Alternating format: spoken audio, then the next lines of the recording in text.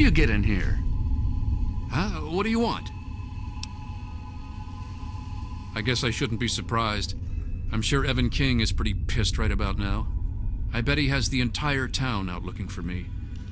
He's worse than my parents.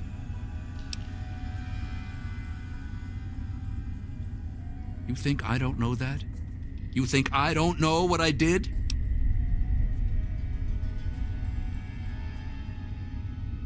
Then you must think I'm some kind of a monster. There's something inside me, something completely messed up. I'm a mutant, a fucking freak. The only person I was ever able to talk to was my sister Lucy, and she's gone. No one gives a shit about me except Vance and the family. Can't you understand that?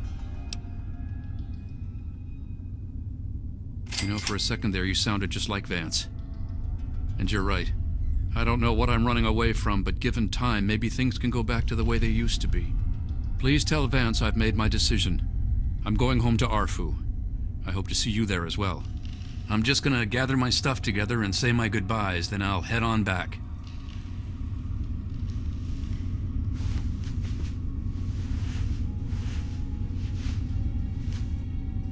I wanted to thank you one last time for what you've done for me. My brain feels like less of a mess now. I think I may be seeing clearly for the first time in years. Don't worry about me. I've been through a lot, but I think I'm gonna be okay.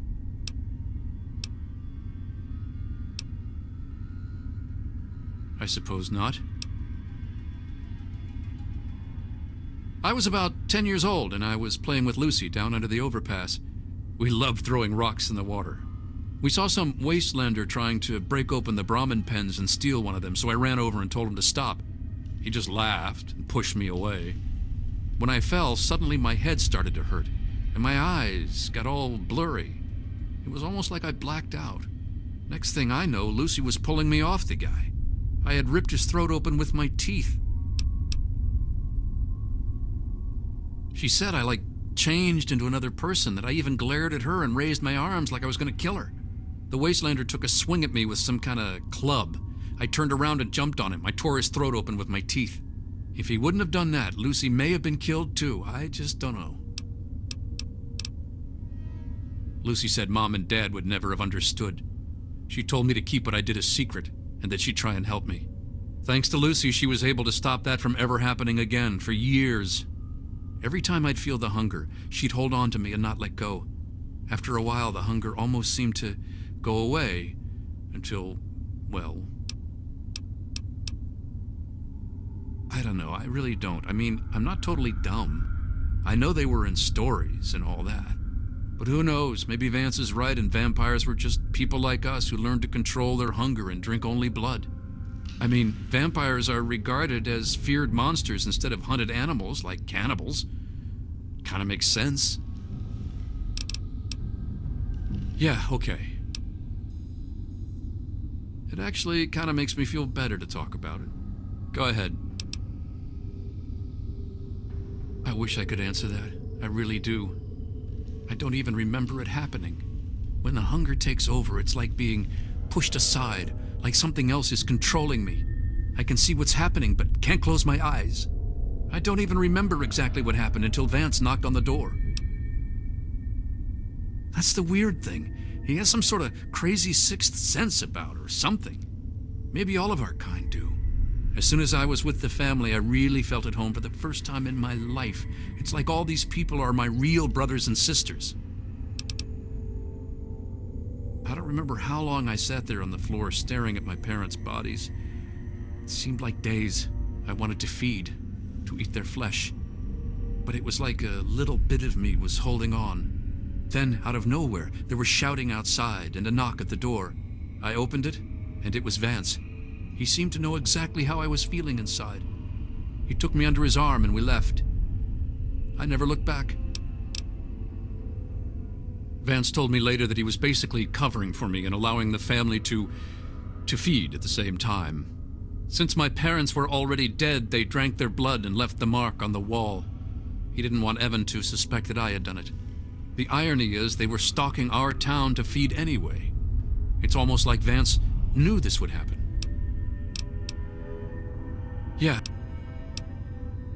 Yeah. Goodbye.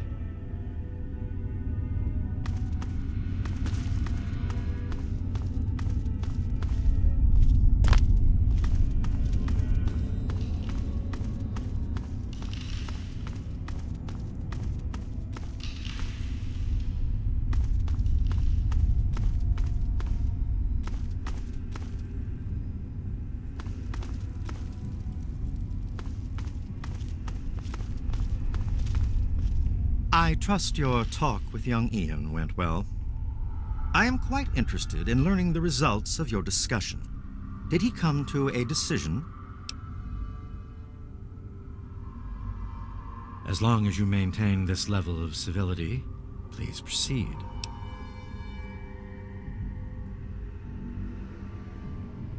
In light of your candor, all I can promise is that Arefu will no longer be a target of the family. Beyond that, I make no such other promises.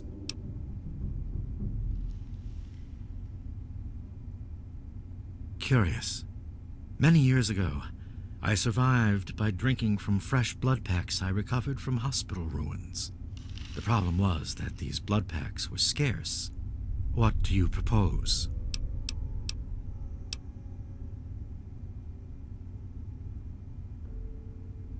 Agreed. Please, take this proposal to Arefu. Speak with them and then return to me with their decision. I thank you for showing me that your kind can be trusted after all. It is a lesson I will not forget. Now, what of young Ian? Tell me his decision. It saddens me to lose one of my flock, but I believe everyone has to follow their own path. All I was attempting to do was guide him. Now it seems that responsibility has fallen upon you. I hope you will be more successful. Please, I want you to take this. Consider it as an apology to you for all the hardships you had to endure finding this place.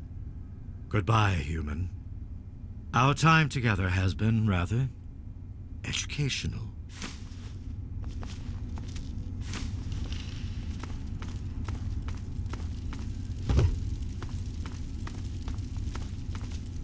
Howdy, handsome.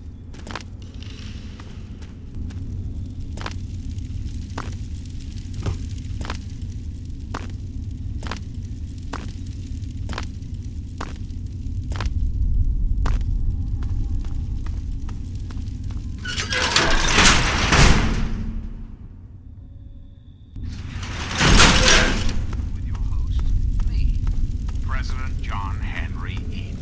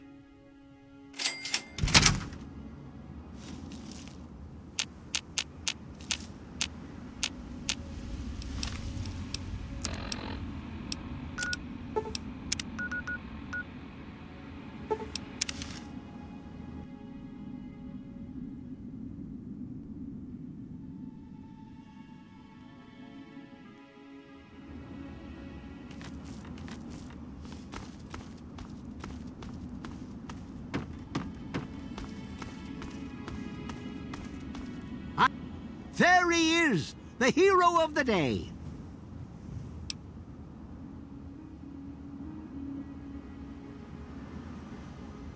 I know. I talked to Ian, and he told me everything you did. I don't know how you did it, but goddamn am I glad you walked up that ramp and lent us a hand.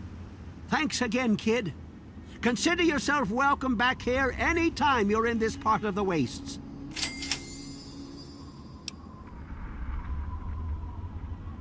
Interesting. It seems they wish to enter into some kind of agreement. I guess it's better than pointing my gun down that ramp all day and hiding inside at night. Let Vance know he's got a deal. We'll do it. I'll speak to the others. I'm sure they'll agree with me.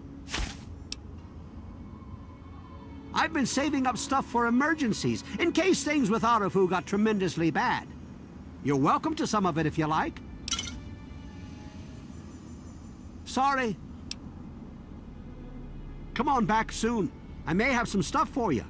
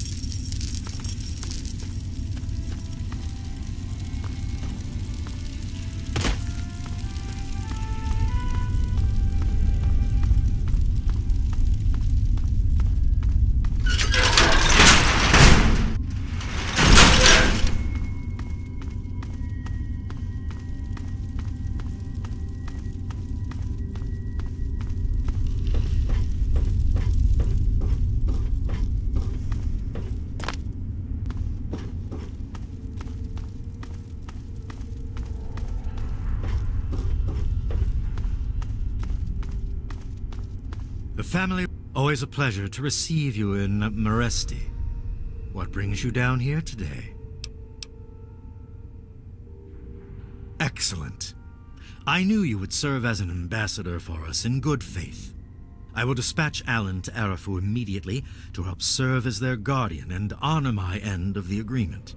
Your efforts surpass those of the average human. In fact, I feel almost like you are a member of our flock.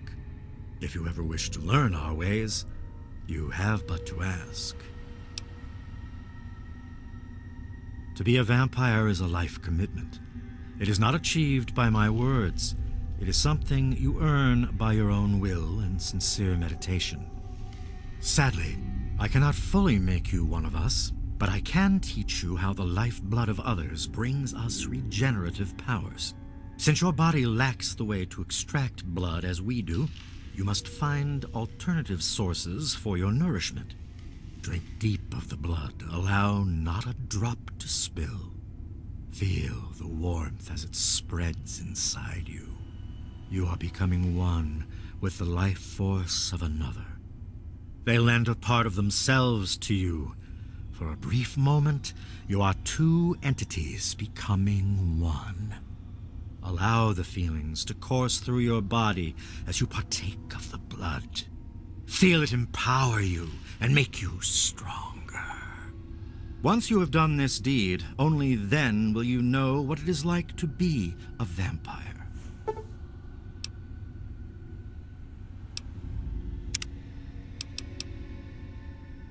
Very well, actually. Our truce with Arefu is coming to fruition. I've begun teaching my people to live off of the donated blood packs. The transition has been difficult, but we will manage. You've certainly done us a great service, and I can't thank you enough. I'm certain our paths will cross again,